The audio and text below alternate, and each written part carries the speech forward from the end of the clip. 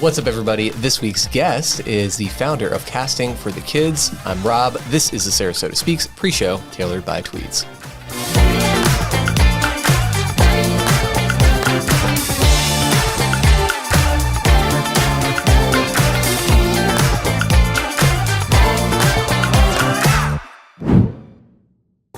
What's up, everybody? I'm Rob. This is the Pre-Show tailored by Tweeds. When you are looking to level up your style game, come on down to any of our Tweeds locations. For more information, check out the QR code right here to get in touch with us. Love to help style you up. This week's guest is Ben Shroyer, founder of Casting for the Kids. Welcome, Ben. Thank you. Thank you for having me. Appreciate it. Absolutely. So give our viewers a little bit of information, a quick overview of your organization and kind of the mission that you have for it. Yeah, absolutely. So Casting for the Kids was actually founded during the pandemic. So what we originally were trying to do was raise money for Johns Hopkins All Children's Hospital. Mm-hmm. My daughter was treated there, and another friend of ours' child was treated there as well. We decided that we wanted to do something to give back to the hospital because of the amazing care we received. So we started what they called Brewing Up Awareness. Big Top Brewing Company had brewed a beer called the Hannah Banana after my daughter. Oh. It was a banana wheat beer. It was really good. And we just threw a fundraiser. Patrick with the Lucky Pelican restaurant at that time brewed a big barbecue dinner, and we just raised, I don't know, it was like $3,000 or $4,000. It wasn't a whole bunch, but it was enough to give to the hospital. And we did that for a couple of years, and then in 2020, of course, when the pandemic hit, it was one of those things where we're not going to be able to do this at the bar. They're not going to let us, all the social distancing stuff they had and stuff, and so my wife's like, well, I guess that's it. It's not. I guess we won't. And I was like, no, I'm not. I don't take that. Childhood cancer doesn't stop because the pandemic's going on. So I reached out to Matt Raven. He's actually Alpine Steakhouse. I don't know if you know him. And another dad, and I said, guys, listen, I know the wives are kind of talking about not doing this, but I can't sit by and not let this happen. They all agreed and said, what can we do? And I said, let's get together and talk about it. So we all got together, and we decided a fishing tournament would be the best way to get around social distancing. Everybody had their own little groups anyways, and everybody just kind of can social distance on a boat. And it turned out really nice. We were looking for a name for it, and I was just Googled a couple different ideas and stuff and came up with Casting for the Kids. And it's stuck ever since then. So our first year, we had a great turnout. I think, I had to look back, I think we raised $25,000 the first year. Second year, got to get a little bit bigger. I think it was $50,000 the second year. Then we raised, our third year, it was close to $100,000. And then our fourth year, we did really well. I think it was like $170,000. And then last year with the hurricanes, we got hit pretty hard. We didn't raise it. I think we raised about 80. Well, I understand you have some events coming up. If you can, give the viewers a quick overview of how they can participate or contribute and support you guys. Yeah, awesome. So right now we have our childhood cancer fishing tournament for kids only. It's from ages 5 to 17, and there's age groups because I don't want the 16, 17-year-olds, beating out the little kids, 5 years old. So 5 to 13, and then 14 to 16, and then 16 to 17-year-olds. It's only $50 to enter the tournament. It's really not a big money maker, but what I really enjoy about this tournament is all these kids coming together to support other kids who are going through a really bad time. And last year, I think we had 25 kids show up. I'd like to double that number this year. And that's March 22nd. If they pre-register before March 8th, they'll get a free tournament shirt. And it's a value of like $45. So right there, they already make their money back. And what's really cool about this tournament too is we have cash payouts for the kids. It's $500 cash payout for the first place in their division. Then there's 2 Calcuttas at $250 payouts for each bluegill and bass. And then the older divisions, the same thing. But when you check in, I give you a raffle ticket. And then at the award ceremony, we do 10 door prizes. So even if you didn't catch the largest fish and win something, you can still win something valued of over $100. So it's really cool. And the kids love it, and they have a great time. And then on April 5th, we have our gala coming up, and that's the big one. That's kind of what helps fund our organization. This year it's going to be at Marina Jack. We sell tables.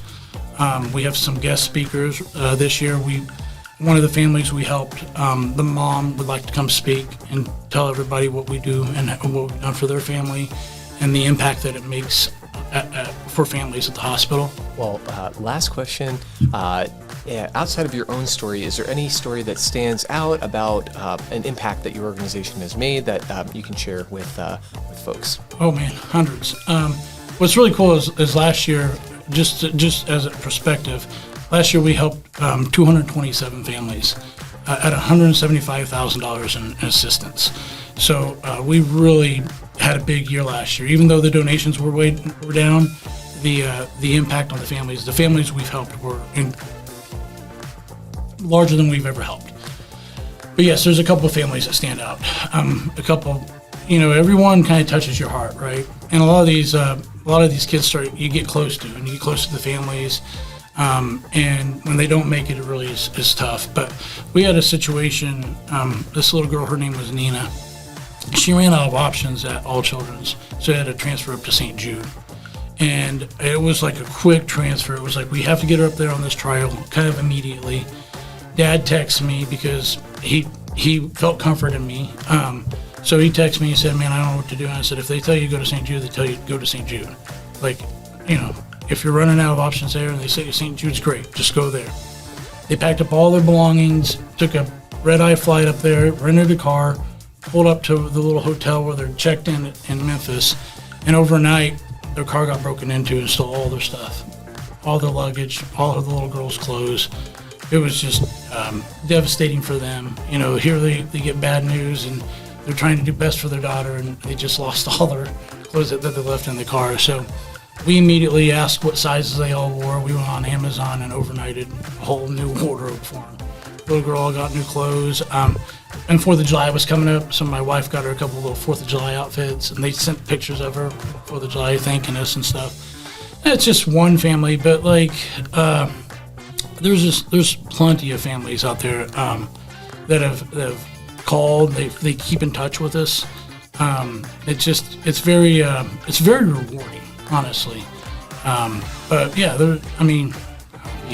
so many stories I can tell you. Well, I'm sure you guys will get into it more in the full podcast here, but that will do it for the pre-show. Sure. Appreciate you being here, Ben. Remember, when you are looking to level up your style game, come on down to Tweeds. Check out the QR code for more information and to be in touch. We'd love to get you styled up.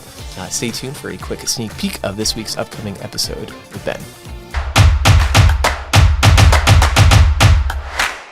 That one story that I want to share, which was a really cool story, it didn't cost the foundation a dime, was this boy named Prince. He's 15 years old, and we'd helped the family a few times. Or he was going through leukemia, and it's a long process, like 2.5 year journey, right?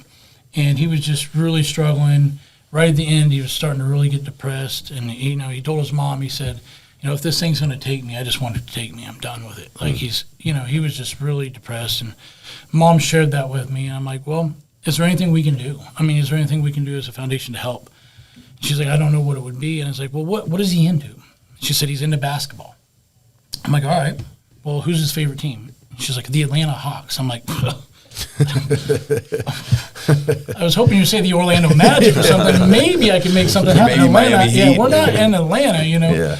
I was like, all right. Well, it's like, well, who's his favorite player? And she said, it's Trae Young. I'm like, okay, yeah, of course it'd be an all-star, Yeah, so easy to get a hold of him. Yeah, I'll just call him up and see. So it's to make a long story short, it's like, all right, well, I'll see what I can do. Maybe I'll just get him a Trae Young jersey, try to boost his spirits up in basketball or something. I went to visit Sarasota meeting one day, and this gentleman saw my hat, and he walked over and said, I asked you about your hat. And his name's Pete Harvey with Visit Sarasota. And he's the sport director for Sarasota County. So he brings in like the sporting events to Sarasota County. Like he does the rowing, all that stuff. He had a daughter who battled childhood cancer. Wow. So this hat kind of stuck out to him. And I said, hey, I got a question for you. Kind of a random question. I don't know if you can help me with it. But I have this boy, his name's Prince, and he's really a big Atlanta Hawks fan, and I'm trying to get a hold of the Atlanta Hawks organization to see if they can do something for him. He's like, well, I do have a counterpart in Atlanta. I'll see what I can do. Wow. So he reached out to Atlanta. His counterpart said, I don't know anybody, but I know somebody who knows somebody. I'll get back to you. It wasn't about 2 weeks later, I get an email saying, can you send us an ask, basically? Can you put us together an ask? So I put together an ask and sent it to that email address. And a week later, I got an email with a video from Trae Young saying, hey, Prince, I'm thinking about you. I'm praying for you. I'm getting ready to go up to New York for a game. But I wanted to let you know that we're playing the Orlando Magic in February, and I want you to come down to the game so I can meet you. So I got a really cool video of it. And then the parents, the mom, when they went to the game in February, sent me pictures of Prince with him at the game, giving him a big hug. And the more awesome news is on the way to the game, the doctor called and said, Prince, I'm so excited that you're going to the game, but I also have some great news for you. You're cancer-free. Holy smokes. So is that not a feel-good story? That's a great story.